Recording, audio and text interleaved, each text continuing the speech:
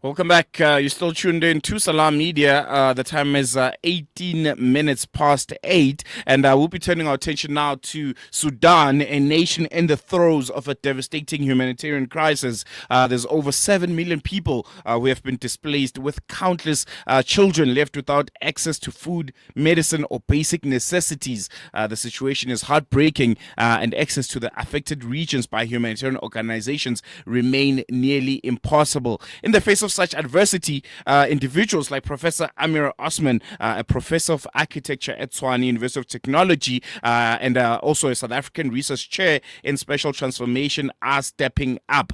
Professor Osman is raising funds to support her family and others, where nearly 100% of the population has been displaced in Sudan, and they are fleeing on foot through harsh desert, the heat, and also the cold, because one thing about the desert is it gets really, really hot during the day, but once the sun sets, it gets really, really cold. So yeah, I think it's going to be a really engaging and interesting conversation, just to find out the latest, from the last conversation that we've had with her, and to get an update on the current state of affairs of not only her husband's family, but those that they've been traveling with, because I believe it was some kind of a caravan, of people traveling together and trying to flee from this ongoing war. Professor Osman, thank you so much for joining us. Always a pleasure to have you chat to us here on Salam Media. It's really always educational, to talk to someone who's almost so close to this not so well documented conflict that's currently taking place in Sudan. Thank you so much, Salelo, for having me. Thank you for caring for the Sudan and for the Sudanese and for our families at a time when it really is getting very little media attention, and the scale of the tragedy is so overwhelming, and it's very hard to comprehend why it is not getting media attention. So this is an incredibly important service that you're doing for our community. Thank you. No, thank you so much. And I think, that goes into who we are as a station, and what we try to achieve, which is humanitarian journalism. But I want to focus on, just getting a quick recap. The last time you and I spoke, you were just giving us an update on, your husband's family, and, this caravan that they've been traveling with. I think the last time we spoke, you said, they were in some stadium, and, it was really, really difficult to try and get hold of them. What's the latest right now? What can you tell us, from the most recent, communication that you've had with them, and the circumstances that they currently find themselves in? Well, it could be considered good news in the sense that they are out of the danger areas. I mentioned in my last interview that the military controlled areas, the army controlled areas, are relatively safer. I actually remember emphasizing that they are not safe, but they're relatively safer. At least, we mentioned last time the abuse that was happening to children and to women, the sexual violence. Those things do not seem to be prevalent in the army-controlled zones. So as soon as they're able to enter the army-controlled areas, there's an incredible sense of relief that there is some semblance of order in the army-controlled areas. So the majority of my husband's family, last time I spoke at length about my husband's family, but just to put it in a little bit in context, if you will allow me, my husband's village has 12,000 people. They have almost all gone. If I can just add a little bit of an anecdote there, that everyone that could walk walked the desert, as you know from my last interview. So there was a disabled cousin who is completely bedridden, and there was an elderly member of the family that couldn't leave. What has happened since is they have been able to leave, and thanks so much to the people that kindly donated. I received about 70,000 Rand of donations, which were used to negotiate with the militia members.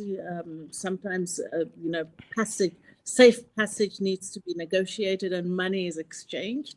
So the money was used to negotiate with militia for safe passage, to ensure trucks to transport people because all the cars have been stolen, and to provide food and blankets. You mentioned that the weather is cold in the areas where they have been displaced. So since the last time we spoke, the disabled cousin and the elderly grandfather they've been removed from the village. That was a very bittersweet moment for my husband's family. It actually triggered poetry and writings and reflections about the village. In Arabic, the expression is "akfilu bab al-hilla." So close the door, like the last person leaving. Please close the door behind you. And that is exactly what has happened to a village of 12,000 people, which is considered to be medium-sized in that region. The region of Sudan I'm talking about, there are about 2,200 villages. The first interview I gave on this channel, I said that 60 villages had been terrorized and occupants had to leave. The second interview, it was 111 villages. And I suspect it is much more than that, just judging by the news, but I don't have the numbers. So that is the situation. They are in relative safety in the military-controlled zones currently. They are in camps, just to complete the picture for people. Many of them are in refugee camps, and they are getting meals. Even some of the family members, where we said, should we send money so you can rent a place to stay, they said that they're getting the 3 meals in the camps. So some kind of international support. Remember last time I said there's no international support in the regions, perhaps because it was the militia-controlled regions. But in the military-controlled regions, there's definitely some kind of support that is coming in, and massive remittances from people like ourselves, the Sudanese in the diaspora. Thank you. No, thank you. I think, for putting that into perspective and to just, make people understand what's currently going on in Sudan. But as I hear you, mentioning all of those numbers and just how great the need is, I was reading a report yesterday from the IRC. It's International Rescue Committee, and the report found that Sudan now accounts for 10% of global humanitarian needs, despite having less than 1% of the world's population. And when I'm reading that, it's almost mind-boggling to why there isn't attention to it. Why is the world not acting as much as they need to, with this a humanitarian crisis of that proportion? Maybe you can answer that for me. Why isn't there enough attention and eyes and ears on Sudan when the crisis is of that proportion? Yes, that is a very good question and a complex question. I think some people have said to me, for example, in the Gaza situation, we know the enemy. We know who the enemy is, and that's why we're able to support the cause. We don't understand who's the enemy in the Sudan. And one of my biggest frustrations is that people are unable to make connections. And I say this with humility. I don't claim to be an authority, but deeper reflection is needed at what is the link between the crisis in the Sudan and Gaza? What is the link between what's happening in Egypt? What's the link with what's happening in Syria now? What's the whole region going through? This is not an isolated issue. One needs to remember that members of the militia that are fighting the army in Sudan have been fighting Saudi Arabia's war in Yemen.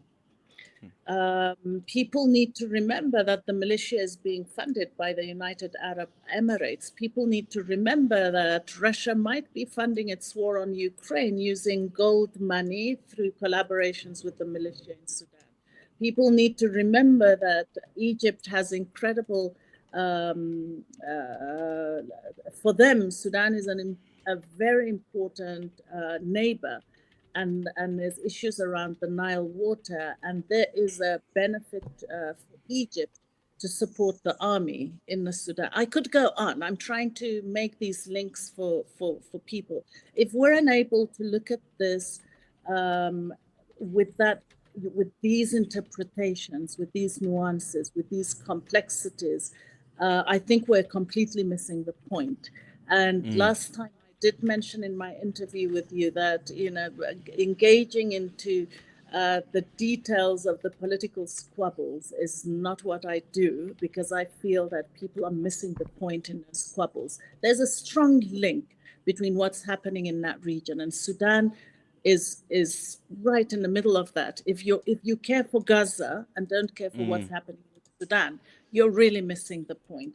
And if I can just update, I mean, the numbers you mentioned now are alarming, but I think you mentioned about 7 million displaced. I suspect that now, almost 2 years into the war, it's about 11.5 million displaced that is recorded.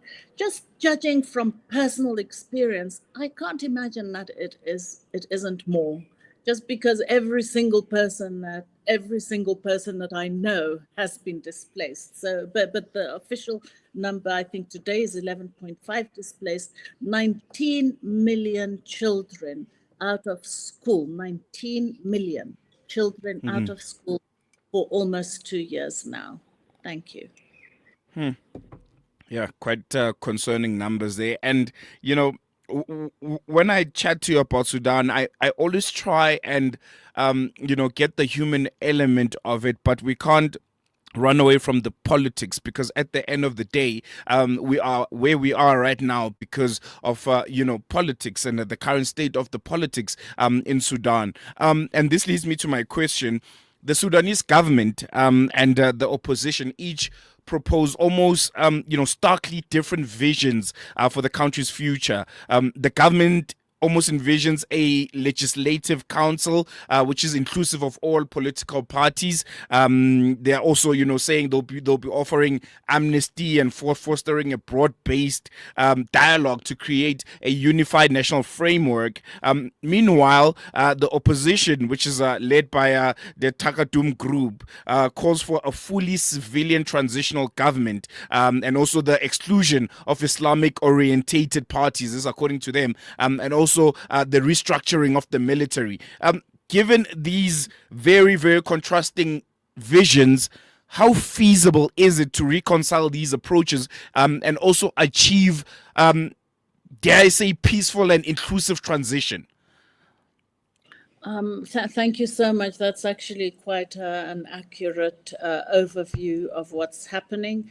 I am not a politician, I'm an academic. However, I am not a politician, but I'm deeply political, if that makes sense. Yeah. Because it would be naive to try and interpret what's happening in that region without looking at it through a political lens as well as many other lenses. So yes, there's even dispute that we don't have a government at the moment. We have the army. But the reality is the army currently is leading the government. It's the only government we have. We would have no Sudan if it wasn't, if we didn't support the army as an institution. It is so important for me here to say I do not support the army as Burhan or as any other name or person. I support the army here as an institution. And I emphasize that at a personal level, when people enter an army-controlled region, there's an immediate sense of relief because they are relatively safer. Now, we can go into the history of the very bloody history of the army in the Sudan, the atrocities it has committed, and the fact that it has been a hindrance to a civilian democratic government. There's a problem with the army, without any doubt, but it's the only Sudan we have currently. It's the only authority institution that we have currently. So without forgetting the crimes of Al-Burhan, we have nothing but the army currently to support. So the opposition, and you mentioned Taqaddum and their call for excluding the Islamic movement, and I have been anti the Islamic movement all of my life. Because of the military dictatorships in the Sudan, because of the atrocities that they themselves committed. And again, here, I'm not a politician, I'm political. I am not with the Islamist movements, but I am Muslim. So they have committed incredible atrocities, but calling for Taqaddum's call for the exclusion of Islamists from these, from any future vision for the Sudan is exactly the same as a transition in South Africa saying, we want a transition in South Africa, post-apartheid, but we are excluding all the whites. It's exactly that. If we have people that belong to an Islamic movement, bring people that need to be charged. I heard you mention Syria just now, prior to this interview, and that people need to be held accountable for the crimes they have committed. Yes, there are members and groups, Islamic groups, that have committed incredible crimes in the Sudan. Let us ensure some level of stability through an official institution, which is the army, so that we can have those conversations. You cannot say, let's have a post-apartheid South Africa without whites, or let's have a post-conflict Sudan without the Islamic movement. It's just part of the political environment there. No, definitely. Prof, I think we're going to leave it there for now. Unfortunately, we have run out of time. But before I let you go, contact details, banking details for those that still would like to, contribute. How do they get hold of you, and how do they go about it? Yes, my phone, last time it was shared, and my email address. So please do reach out if you can support. But I can tell you now that the biggest Sudanese in the diaspora are very generous. If one looks at the numbers, the money flowing into Sudan to support families, the levels of generosity that they have shared in every little village and every poor community that they've been to. People have shared food, people have been taken care of. So at the moment, there are definitely regions in Sudan that are needing support. I will help in identifying those regions and those places. But the biggest call I'm making now is for visibility. It's for sharing Sudan's story and for bringing light to those millions of people that are affected. Definitely, and I think that's what we are trying to achieve here on Salam Media. But Prof, we're going to leave it there for now. Always a pleasure chatting to you, and I'm sure we'll be chatting in the not so distant future again. Thank you so much. There we go. That was Professor Amira Osman, and she was just giving us, the latest coming out of Sudan. And the big question for me is, it seems the push for a secular government remains a contentious issue in Sudan, and now they're trying to navigate how can the country, navigate or find itself within this tension between secularism and also maintaining an Islamic ethos that resonates with much of the population. So it's going to be something difficult to grapple with, but I think as the rest of the world, as South Africa, there needs to be more attention given to Sudan, considering that it's right here in Africa, it's on our doorstep, and as they always say, it might sound almost almost mundane to say this, but charity does begin at home. We can't worry about issues that are happening so far away, while right here on our doorstep on the continent, we have our brothers and sisters that are going through, the world's largest humanitarian crisis. So yeah, we definitely need to put more ears and eyes on Sudan. And with that said, we're going to take a quick break, and news and views will continue after this.